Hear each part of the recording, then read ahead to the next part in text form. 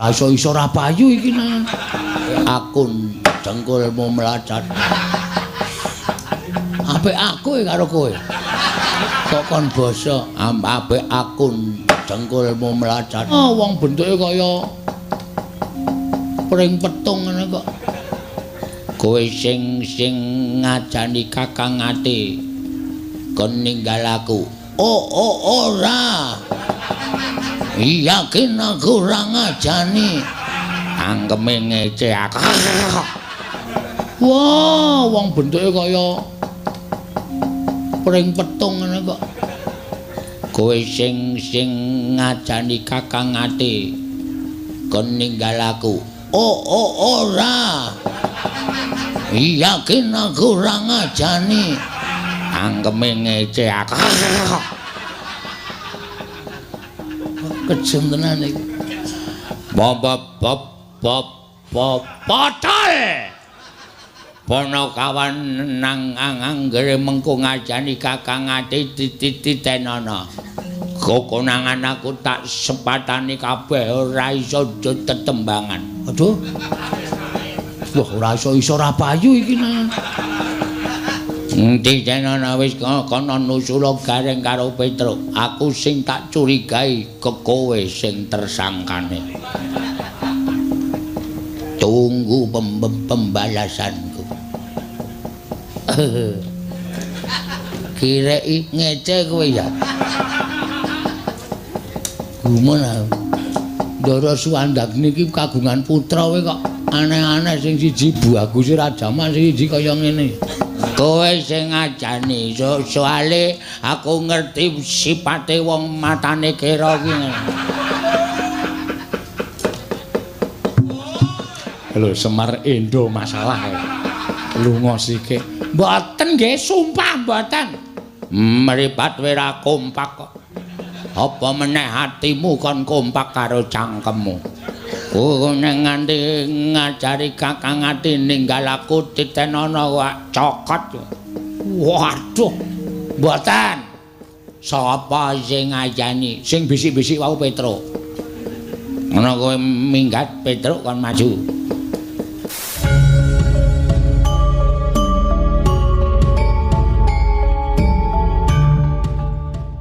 Kowe sing ngajani Kakang Ati ninggal aku ada. Kowe sing ngajani soale aku ngerti sipate wong matane kira ki. Lho Semar Endo masalah lunga sithik. Mboten nggih, sumpah mboten. Mripat wira kompak kok. Apa meneh atimu kon kompak karo cangkemmu. Nek nganti ngajari Kakang Ati ninggal aku titenono wak cokot. Waduh. Mboten. Sapa sing ngajani? Sing bisik-bisik wau Petruk. Ana kowe minggat Petruk kon maju. Truk. Timbali Satpol PP. Gareng yo isa-isane nibake perkara ning aku to yo. Petruk kowe sing ngajani Kakang Ati. Mboten, malah kula wau ngelingke Kakang Ati. Kakang Ati ndasmu njebluk kowe. Sing entuk nyeluk Kakang Ati ki mung aku. Kowe aja melu Kakang Ati. Anu Ndara Sumantri. Kula wau ben mesakake ngrayi. Terus Ndara Sumantri, Petruk, aku kudu tega karo adiku yen ora ngono ora bakal ditampa dadi Nayaka Maespati. Yakin sumpah. Kowe wani sumpah? Wani. Nek nganti ngapusi kowe kere selawase urip. Ora sah sumpahe wis kere. Kok dadak kere selawase urip ora. Nan la sing aja-aja sapa sing mboten seneng kali sampean niku. Mboten seneng kali sampean. Engkon maju rene. Gong, timbali Ndara. Kang apa? Entuk sangu. Gareng entuk sangu, aku entuk sangu. Kari kowe. Piye, Mas? Mbok cangkeme basa. Apik aku karo kowe. Kok kon basa, apik akun dengkulmu melacat. Arep apik kowe kon nyepatani bisu selawase urip. sing apik nek omong. Sampeyan iku ketok elek nek omong nyata. Nyemelangi ora. Kelingan ora arep njaluk pitik aku wingi kae. Aja niku tak senengi, engko sore mati gong, mati tenan. Wah, wong bentuke kaya pring petung ngene kok. Kowe sing ngajani Kakang Ati kon ninggal aku. Oh, ora. Yakin aku ora ngajani. Angkeme ngece aku. Kejem tenan iki. Potol. Ponokawan nang anggere mengko ngajani Kakang Ati titenono. Kokonangan aku tak sepatani kabeh ora iso tetembangan. Aduh. Wah, ora iso ora payu iki nang. Titenono wis kono nusula gareng karo Petruk. Aku sing tak curigai kowe sing tersangkane. Tunggu pembalasanku.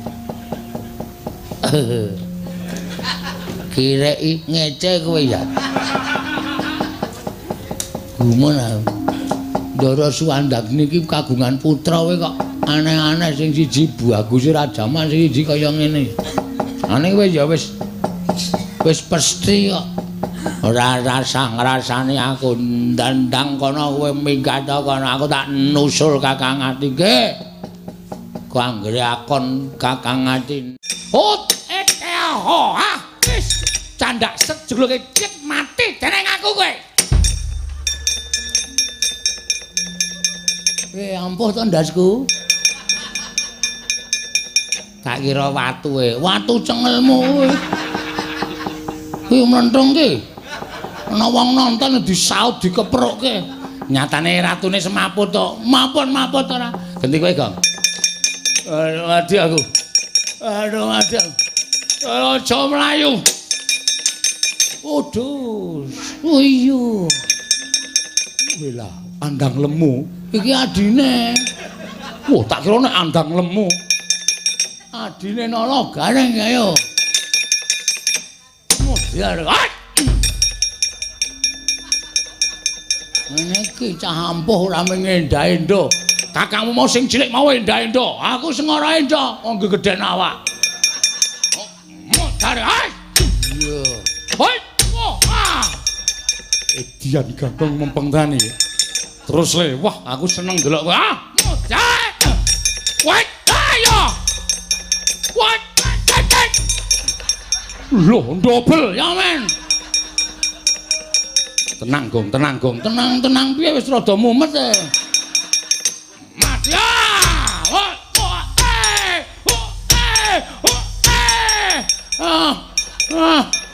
Truk. Truk. Piye Gong piye? Mati kowe. Ono kawan areng wangi bendare mati mbok si aik. Iya. What? Iya. Wah, shit. Iya. Wah, iya. Wah. Gong.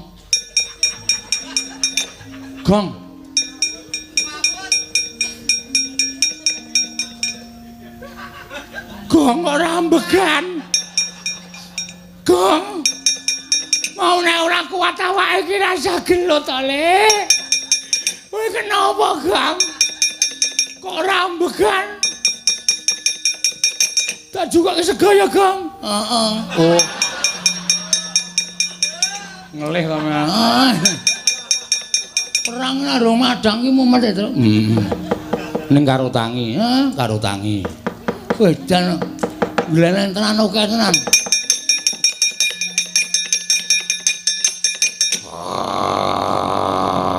Pindah le. Ngapae butane gede banget. Tak lawane. Aja, Gong. Aja, ku kalah tenan nek karo kae. Ora masalah. Ora wedi kok. Terus aja tok awakmu iki. Tak lawane. Ora usah. Kowe kalah ora wedi dijake cah jire ora. Wajikur gede banget. Ya gelak limbang. Lho kok nyelip Pong risang Sumantri. Nalika semanten mulat sakataing para ralendra sewu negari. Ingkang samya ngepong Sang Sumantri sigra mundhut jempare ngarsa den dawahaken mring sangganing para ralendra sewu negari. Krana sampun saged boten saged meper mubal babaling karepson. Mulat Sang Sukasarana, Kakang ati aja, Kakang aja.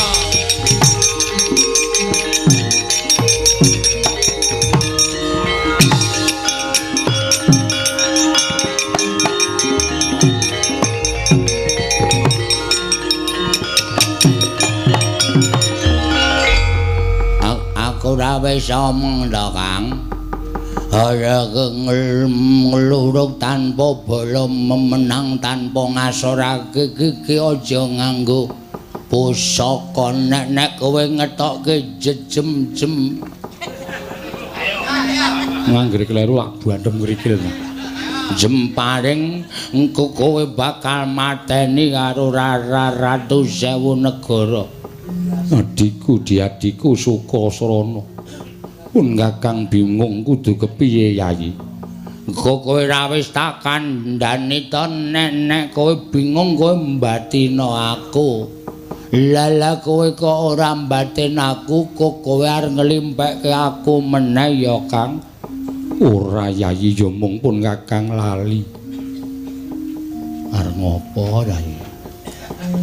Kowe rasa bingung kok kowe ngadeka nang kene wae. Mengko sing nibake daya kemandan aku Ratu Sewu Negara kedo tak gawene lumpuh merga saka adimu kuwi tenan cah bagus. Iya Kang, masa aku menipu merga srawung ro kowe kae kono basa Indonesia ya tak kandhani soalé ha iya menipu ki apa. Masa aku ngapusi karo kowe ora Kang, aku gak ngapusi. Iya, terus kepiye? Aku tak ndelik nang mburimu. Kok kowe rasa wedi ngene ana ratu teka sing nibani kekuatan aku Kang. Adikku diadiku Sukasrana.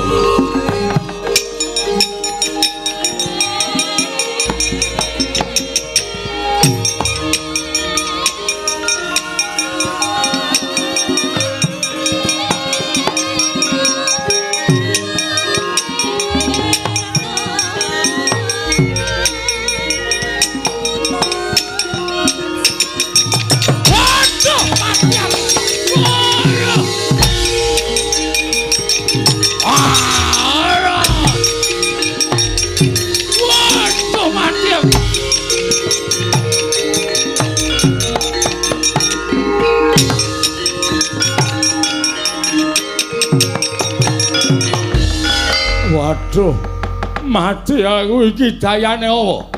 Waduh, laku dadi otot bebayuku kaya ilang.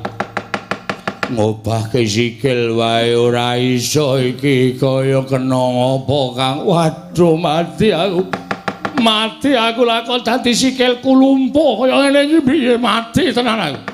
Waduh, Sumantri aja pasang warat. Aku kok dadi kaya ngene iki piye Sumantri? Weh, lah kok ngampuh tenan kok. Ah, semok iso doting klumbruk. Heeh. Bojone dhewe digawe ngono wae apa, Truk? Amen ngopo? Men ra lewel. Ora tau rewel kok bojoku digawe ngono dengkulmu mlocot ora. Ha iya, kowe teluk apa ora? Kowe ora ngaku kalah karo Bambang Sumantri aja takon dosa ora tak gawe sedhela nggonmu nandhang lumpuh nanging selawase urip wis ora ana gunane lehmu dadi nalendra. Waduh Bambang Sumantri aja aku nyuwun pangapura. Aku ngaku kalah. Yo aku ngaku kalah ya. Aku yo ngaku kalah Bambang Sumantri.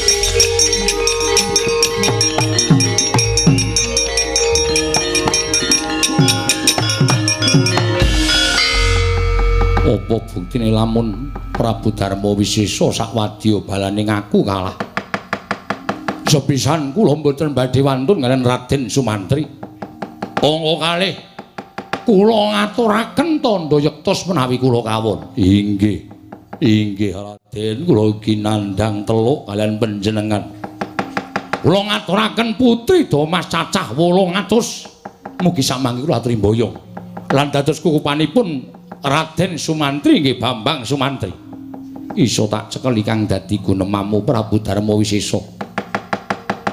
Mboten sabab saking menapa nyatanipun kula sampun matur bilih kula sampun tobat lan pun Raden Sumantri.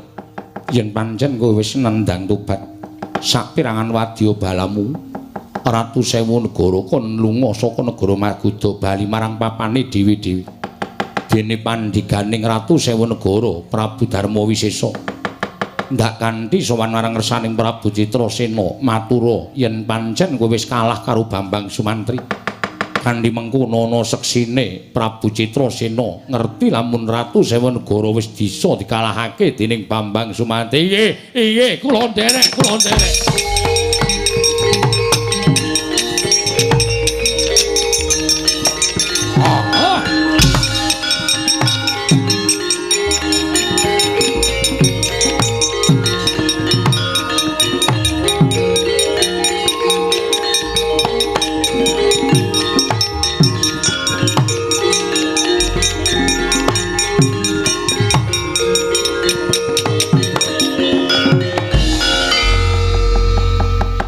Prabu Darma Wisesa ing ndak kanthi munggah ngersaning Sang Prabu Citrasena munjuk atur lamun kowe wis kalah karo Bambang Sumantri.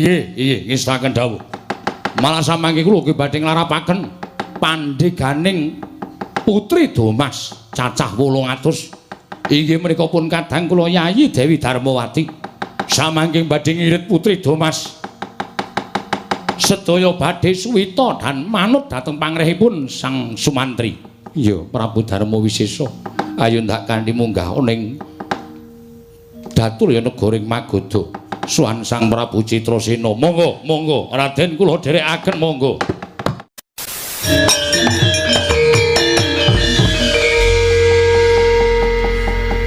Kakang Semar.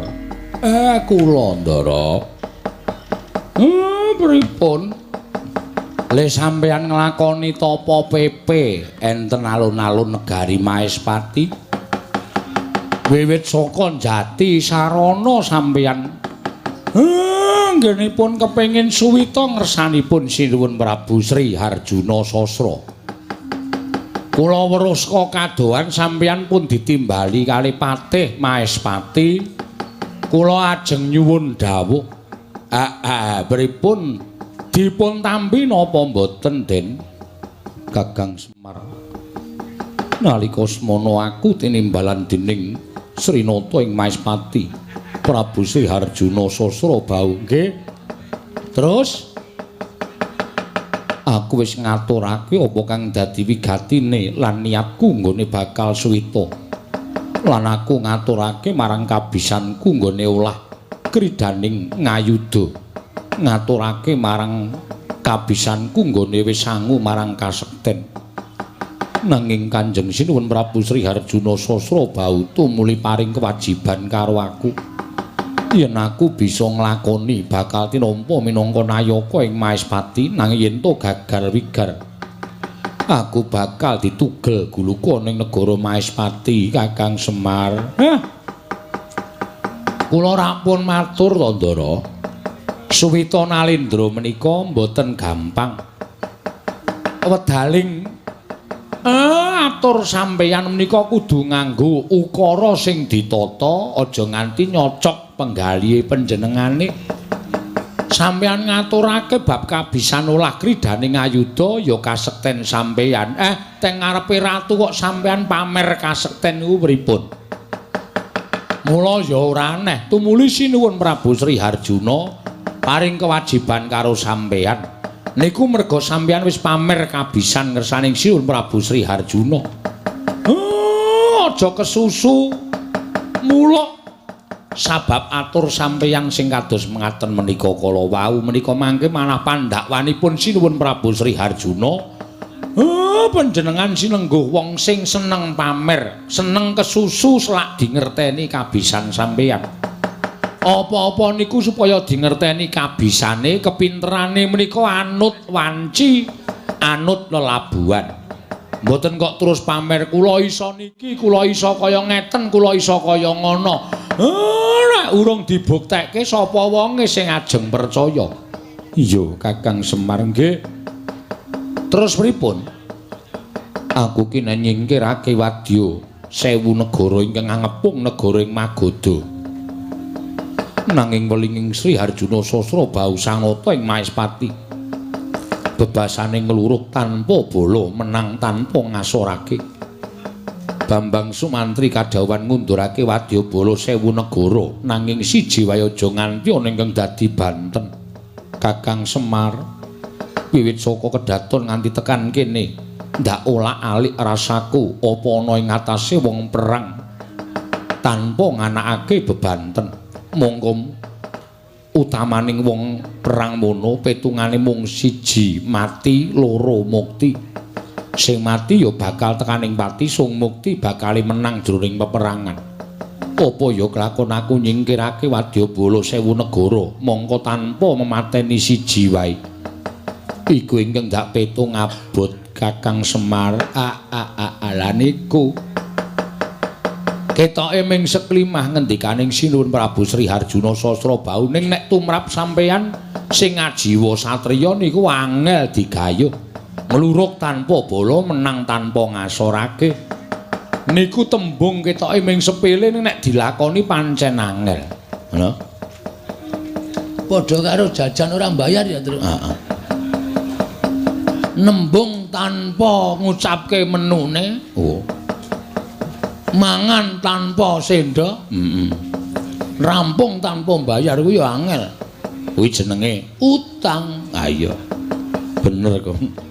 Nek ya tembuke Sinuwun Prabu Sri Harjuna Sasra kuwi ya jero banget, jero. Mula Ndara Sumantri mula bingung penggalihe. Aku kudu kepiye, Kakang? Yen to kateman aku ora bisa ngundurake Nalindra 1000 negara baliku marang Maespati. Mesti nandhang sastra wirang gedhe-gedhene aku bakal ditugel gulune dening Prabu Sri Harjuna Sasra bau. Mula Kakang ndak rewangi utawa ndak suwun rewang nglawan Bambang Sumantri ngiguhke perkara iki, Kyai Semar.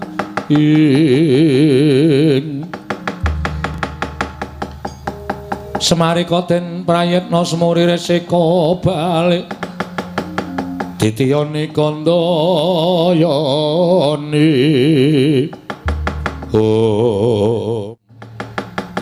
Kocap kateton semanten bingung penggaling Sang Bambang Sumantri.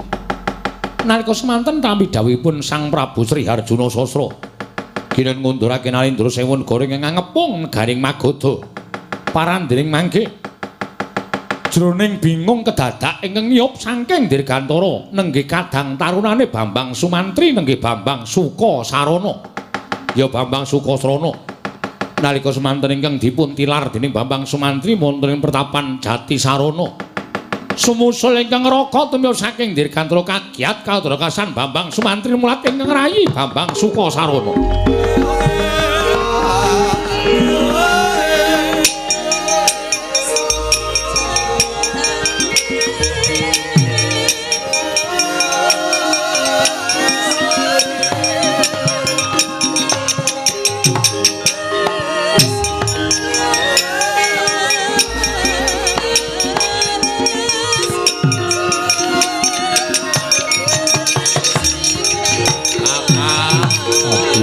Adikku Sukasana.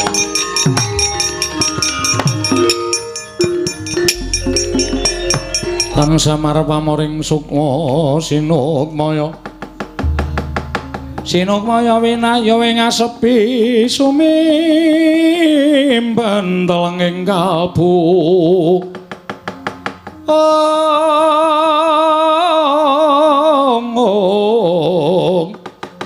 Pambukaning warana tarlen saking liep layaping aluyup Kakang Semar adhiku lanang nusul Kakang. Ndara Sukasarana. Wah, pancen bocah ora iso ditelapke. Wo, Ndara Sukasarana nusul terus. Heeh. Tuyule nusul terus. Gong, iki arep kaya ngene iki adine Ndara Sumantri, mireng Ndara Sumantri dipanah ndasmu. Nek iki adine kok tuyul. Kyai baguse kaya ngene kok tuyul. Petruk ngece aku kowe. Ora kaya malah dikira ngece ora. Kadangku Yayi. Adiku diadiku wong bagus Sukasrana padha raja sapraptamu Yayi. Pangestune Kakang Ati slamet aku ya Kang. Aku ngaturake sembahku kekatur. Ya tak tampa cah bagus. Kena ngapa kowe nusul karo aku? Kowe kok ngono to, Kang? Kowe nalika semono aku mbok teturu, mbok elus-elus bathukku nganti aku turu. Bareng aku nglilir aku tangi Kakang Ati ora ana, Kakang Ati ninggal aku.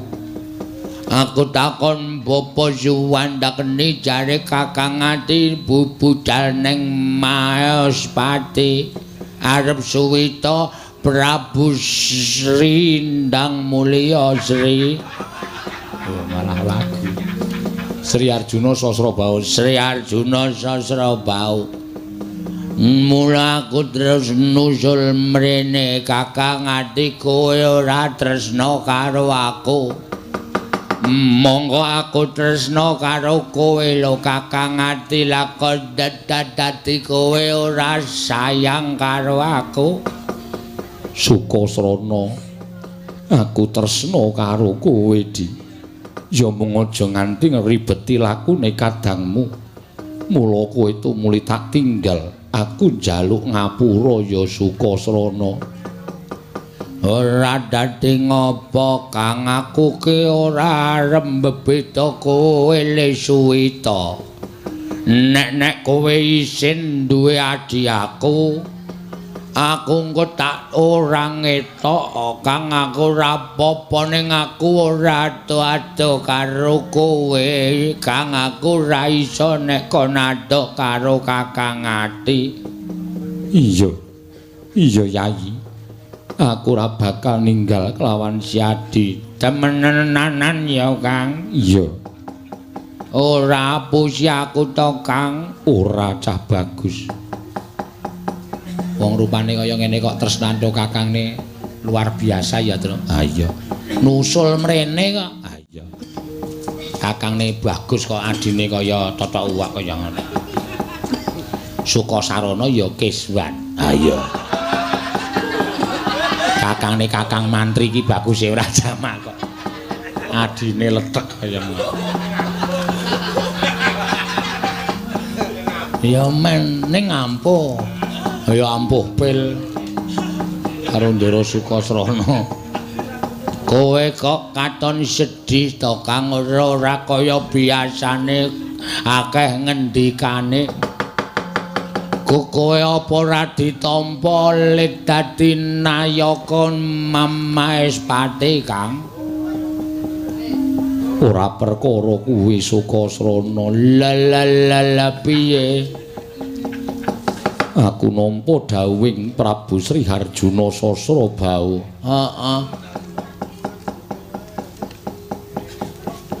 Kosik Sukasrana ngenteni mburi kelir leren li omong-omongan sik. Keseron banter banget. Lala iki do mepet kelir kok, Kang. Gek do omong-omongan perkara gawean, dadi aku malah seru pikiraku. Ya Sukasrana piye ngendikaning Prabu Sri Harjuna? Aku kon ngundurke Ratu Sewu negara kang ngepung negara Magadha. Lah kene meng kaya ngono. Kok kowe kok bingung wong Kakang Ati iki sesekti mandraguna. Kakang Ati iki digdaya. Kok perkara ngundurke ratus sewu negara we bingung. Ana tembung ingkang gawe bingung pikirku. Tetembunge piye? Sumantri kowe ngundurke mungsuh bebasan ngluruk tanpa bolo, menang tanpa ngasorake.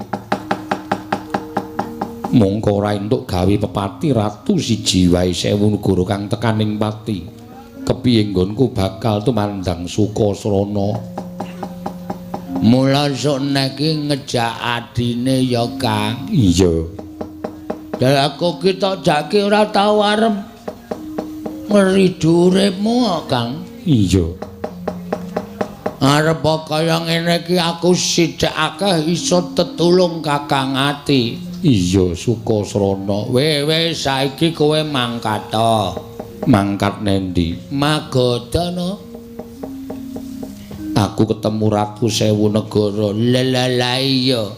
Mengko piye nggone ngasorake Ratu Sewu Negara supaya aja nganti ana korban. Lah dimu aku Sukasrana kon ngopo? Mengko tak ewangi kowe rasa kuwatir. Mengkono Yayi. Heeh. Mengko kowe sing maju, mengko sing nibani kekuatan supaya ratu kalah kabeh adimu Sukasrana, Kang. Adikku adikku. Jebul tinemune gedhe dayane tumrapun Kakang nggone kepengin suwita marang ratu.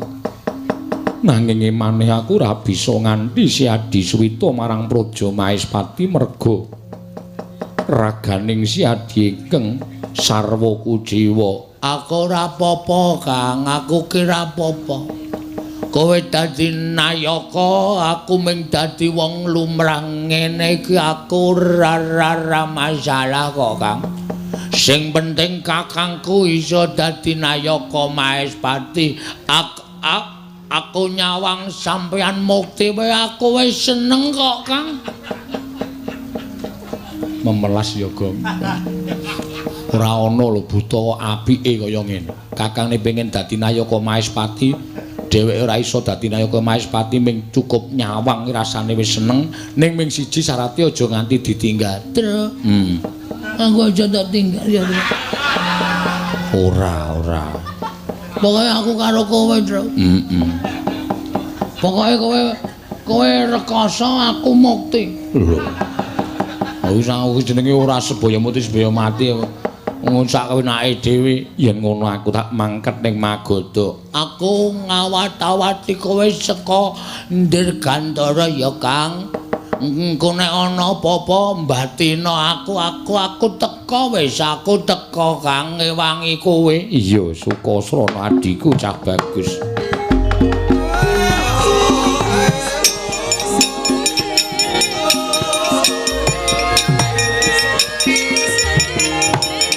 Waduh cilaka iki terus. Wonten dawuh Ndara.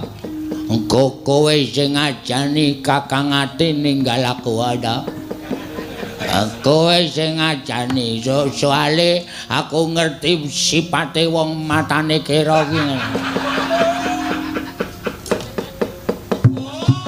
Lho Semar Endo masalah. Lunga sikik.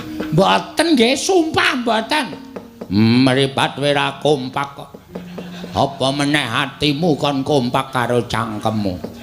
Nek nganti ngajari Kakang Ati ninggal aku titenono wak cokot. Waduh. Mboten.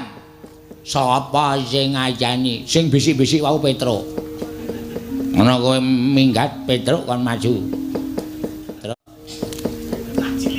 timbali Satpol PP. Gareng yo isa-isane nibake perkara ning aku to yo.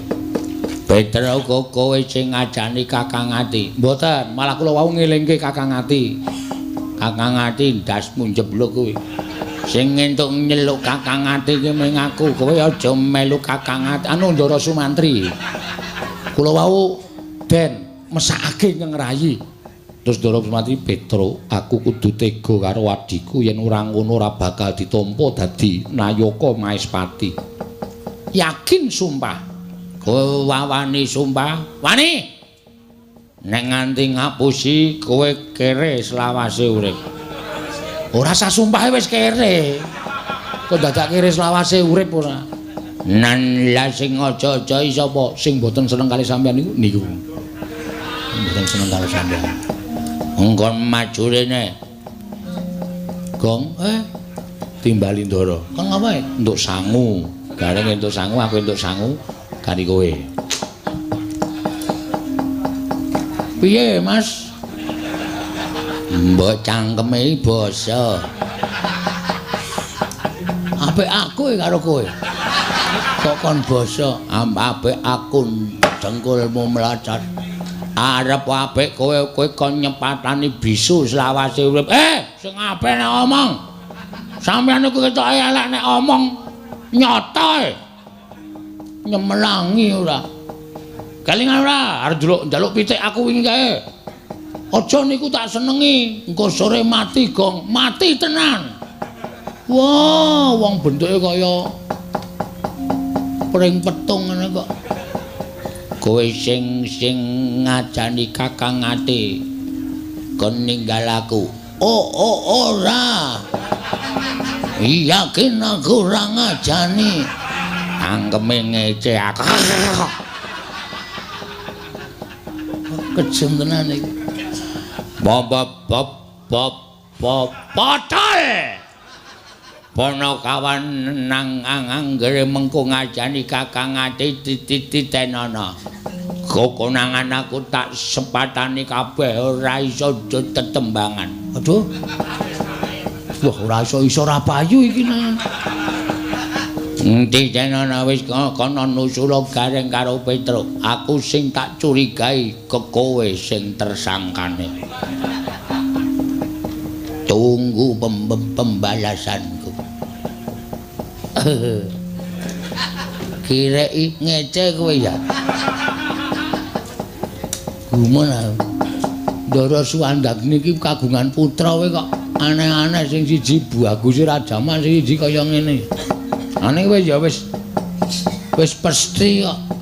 Ora rasane aku ndandang kono kowe minggat kono aku tak nusul Kakang Ati nggih. Ku anggere akon Kakang Ati ninggal aku titenono. Kakang Ati kakangku sing tetak tresnani aku ning Dirgandara ya Kang nek ana apa-apa batina jenenge adimu sesuka sarana aku mesti teka Kang mesti teka.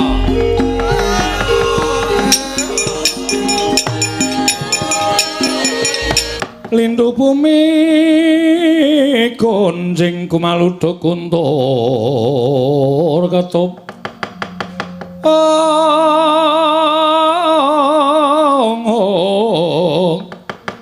lumembak menyukang kumambang dosang Wisnu Bathara. Jagat Dewa Bathara. Yayi Darma Yaksa. Ana dawuh apa Kakang Darma Wisesa? Yayi Darma Kumbara. Ana dawuh apa Kakang? Yayi Darma Sucitra wonten timbalaning dawuh Kakang. Reng, sajaiki Ratu Sewu Negara jenenge nganggo Darma kabeh. Ana sing jenenge Darma Wisata ora ya ora ana. Darma Wisata ning ngisor Kretek ora ana. Ngisor Kretek ora. Apa iki pawongan nom-noman sing gawe geger pesanggraning Ratu Sewu Negara? Saka pangiraku pancen bener iki Kakang. Ingkang sumbar manguwuh-uwuh nganti aku kelawan Kakang Darma Wisesa metu saka jroning pakuwon. Walah dalah sugih kendel bondo wani. Wani manjing ana ing pesanggraning Pura Nalendra Sewu Negara. Kowe sapa? Takon karo aku utusaning Nalendring Maespati aku Bambang Sumantri. Bambang Sumantri? Ya dasar para nyata. Luruh Bagus. Wah. Wong bagus-bagus emane ditutke kirik 3. Lho, darani kirik reng. Meneng wae klethake dase. Menungsa e kirik. Lho, iso omong. Le. Terwelu. Kae ratu lho reng. Men ra urusan ngene menungsa padake kirik. Lho, iso omong sapa jenengmu? Takon karo aku. Abdining Ndara Bambang Sumantri. Nala Gareng. Nala Gareng. Bambang Gareng. Bambang Gareng. Oh iya no, abdine nganggo Bambang. Sing dhuwur sapa? Bambang Petruk. Bambang Petruk. Iya, dasar para nyata. Abdine Ndara Sumantri. Sing mburi dhewe sapa? Jaka Bagong. Kok beda dhewe to, Gong? Aku ora tau seneng padha. Bedani lho, Bambang. Mo kabeh nganggo Pak Bambang tuku gedang. Amoh. Ya wis sakarepmu, Bagong. Prabu Darma Wisesa. Niatku pancen wis gembleng, nggonku bakal nyingkirake Ratu Sewu Negara aja ngangsi gawe geger kahanan negoring Magoda. Mula Kang Sangka kuwi mumpung durung tekaning pati salah sawijining Ratu Sewu Negara. Padha mundura. Aja ngayonake marang Gusti Ayu Dewi Citrawati bakal binoyong Bambang Sumantri ana negoring Mahespati. Wah, adalah sugih kendel Bondowani. Sumuk nyawamu kowe wani nantang karo Nalendra Sewu Negara. Seminggira Kakang sepira kekuwataning Bambang Sumantri mesti dadi isen-isening wadukku. Hak tadah kala mangsa ora sakakan gunem tanpa gunayu kaya aku sing bakal tekaning pati. Kula terus minggah Koko Prabu bari kula ajar Bambang Sumantri kemewat gunemipun.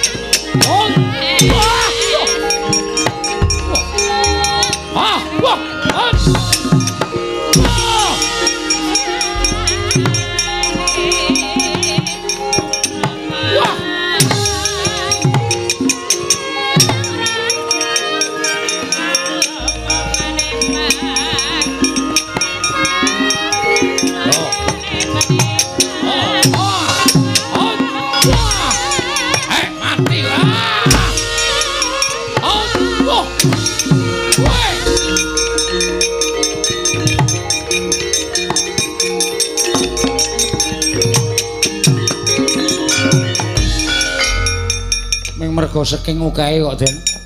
Nek kekuwatane terus sing menang sampean. Wong nyatane ratu sing sepisan wau mangantem nggon sirah. Plodak. Kula krungu saking mriki. Iya Petro. Candak sirahe jebleske lemah. Tuwus.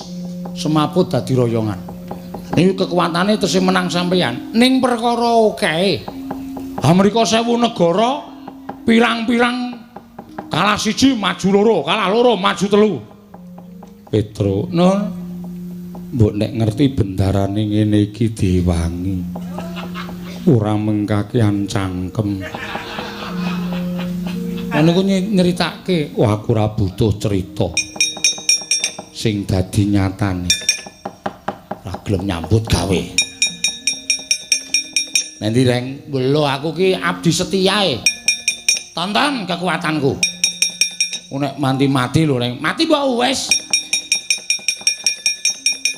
Nolo garing ati-ati nggih, ampun kuwatir. Nek ming mungsuh ratu Oh ye. Pokoke gertak dulu. Wah, edan, kowe ya edan. Iki apa iso perang? Lho, aja ngena karo aku. Tanganku kemlawe ngene iki tiba ning siramu ra sikar dadi loro. Aja dunta. Wah, kowe wangi bendaramu mati. Ora iso modar kowe. Hop jebleske. Iya. Candak jegluke lemah. Yes. Wedan edan apa? Wo, et. Et sit. Ya. Sit. Ya. Et. Iki apa diku angel dicekel iki? Ora iso. Mantan cobat ayo. Iya, et. Iya. Hop, et. Yes. Iyo. Melayu. Aduh. Ambegane entek. Ayo, maju legane ati.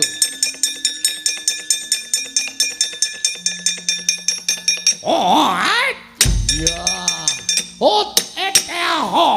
Wis candak set jegluke cek mati dening aku kowe.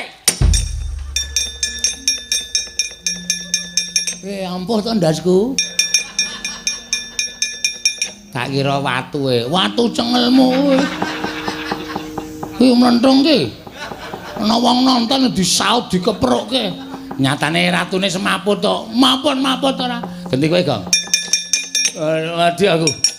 Aduh, mati. Aja mlayu. Waduh. Oh iya. Wela, andang lemu. Iki adine. Wah, tak kira nek andang lemu. Adine Nala Gareng ayo. Mudhar. Niki cah ampuh ora mengendha-endha. Kakangmu mau sing cilik mau endha-endha. Aku sing ora endha, wong gedhen awak. Mudhar. Iya. Hoi. Edian Gagong mempengtani. Terus le, wah aku seneng delok kowe. Mudhar. Wait, ayo. What? Loh, double ya men. Tenang Gong. Tenang piye wis rada mumet e. Mas ya.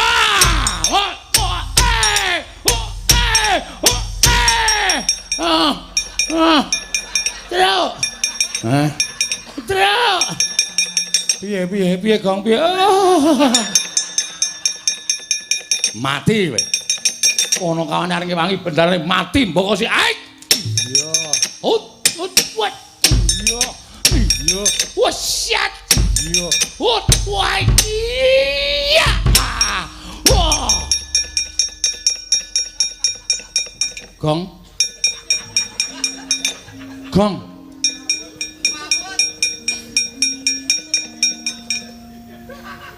Gong ora ambegan. Gong. Mau nek ora kuat awake iki rasa gelut to, Le. Kowe kenapa, Gong? Kok ora ambegan? Tak juga segaya, Gong. Heeh. Oh. Ngelih sampean.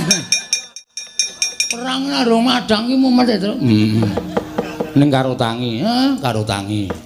Wedan glenen tenan oke tenan.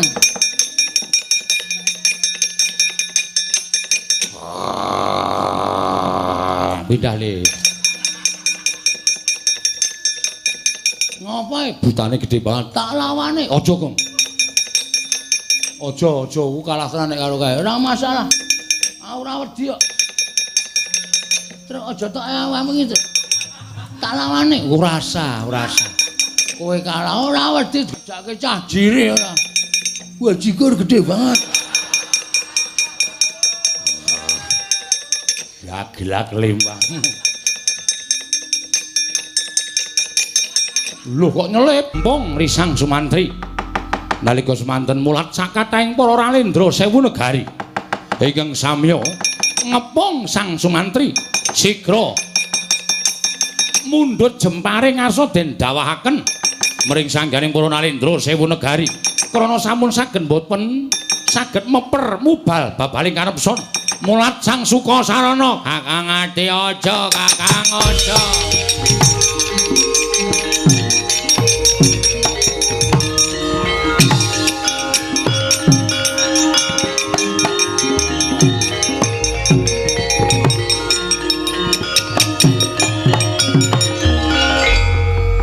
Aku ora wis omong to, Kang.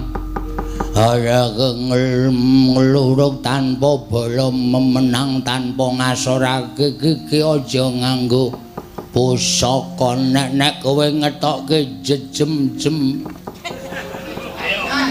Nganggere kleru lak bandem ngrikil.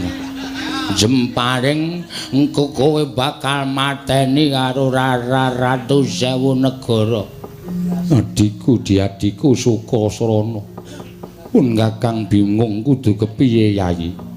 Kok kowe ra wis tak kandhani to nek kowe bingung kowe mbatina aku. Lala kowe kok ora mbatin aku kok kowe arep nglimpekke aku meneh ya Kang. Ora Yayi ya mung pun Kakang lali. Arep ngopo Yayi? Kowe rasa bingung kok kowe ngadeka nang kene wae. Mengko sing nibake daya kemandan aku. Ratu 1000 negara kae do tak gawene lumpuh merga saka adimu.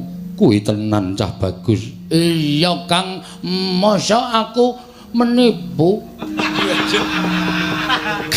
Merga srawung ro kowe kae kono. Basa Indonesia. Ya tak kandhani kali. Ha iya. Menipu ki apa? Masa aku ngapusi karo kowe ora Kang, aku gak ngapusi. Iya, terus kepiye? Aku tak ndelik nang mburimu. Kok kowe rasa wedi ngene ana ratu teka sing nibani kekuatan aku Kang. Adikku diadiku Sukasrana.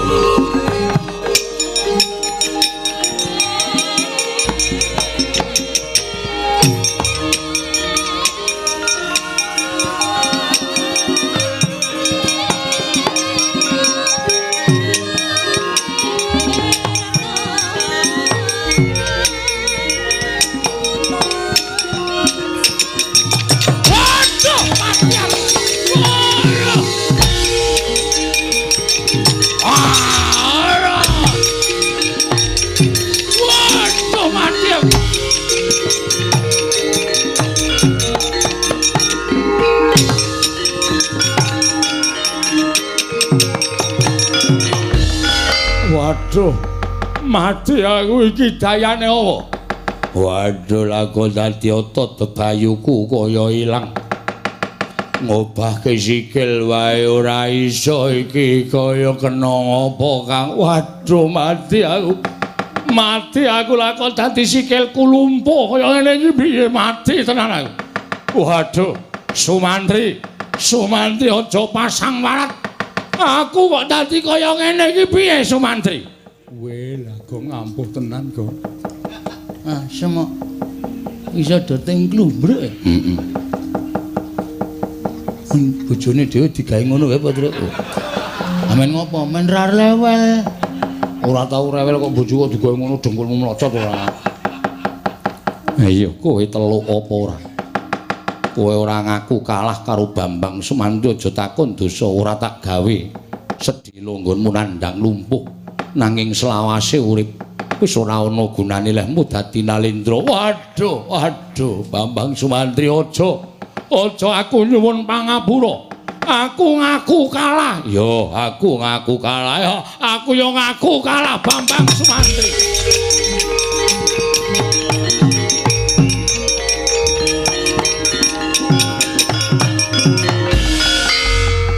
Apa buktine lamun Prabu Darma Wisesa sakwadya balane ngaku kalah. Sepisan kula mboten badhe wantun ngaran Raden Sumantri. Angka kalih kula ngaturaken tandha yektos menawi kula kawon. Inggih. Inggih Raden, kula kinandhang teluk kalian panjenengan. Kula ngaturaken putri Damas cacah 800. Mugi samangke kula aturi mboyong. Lan dados kukupanipun Raden Sumantri nggih Bambang Sumantri. Iso tak cekel ingkang dadi gunemamu Prabu Darma Wisesa. Mboten sabab saking menapa nyatanipun kula sampun matur bilih kula sampun tobat nambanipun Raden Sumantri. Yen pancen kowe wis nendang tobat, sapirangan wadya balamu Ratu Sewu Negara kon lunga saka negara Margoda bali marang papane dewi-dewi. Dene pandhiganing Ratu Sewu Negara Prabu Darma Wisesa. Ndak kanthi sowan marang ngersaning Prabu Citrasena matura yen pancen kowe wis kalah karo Bambang Sumantri. Kanthi mengkono ana seksine Prabu Citrasena ngerti lamun Ratu Sewu Negara wis bisa dikalahake dening Bambang Sumantri. Iye, kula nderek, kula nderek.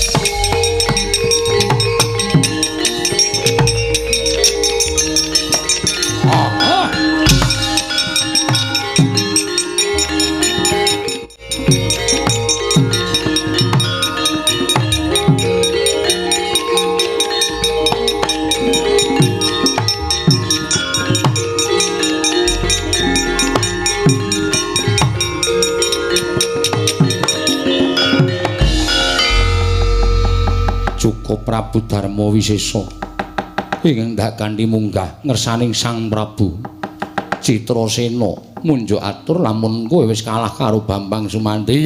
Iye, ngestaken dawuh. Malah samangke kula ugi badhe nglarapaken pandheganing putri Damas cacah 800. Inggih menika pun kadang kula Yayi Dewi Darmawati samangke badhe ngirit putri Damas sedaya badhe suwita dan manut dhateng pangrehipun Sang Sumantri. Iya, Prabu Darma Wisesa. Ayo ndak kanthi munggah ning datur ya negaring Magoda. Suwan Sang Prabu Citrasena. Monggo, monggo. Raden kula dherekaken monggo.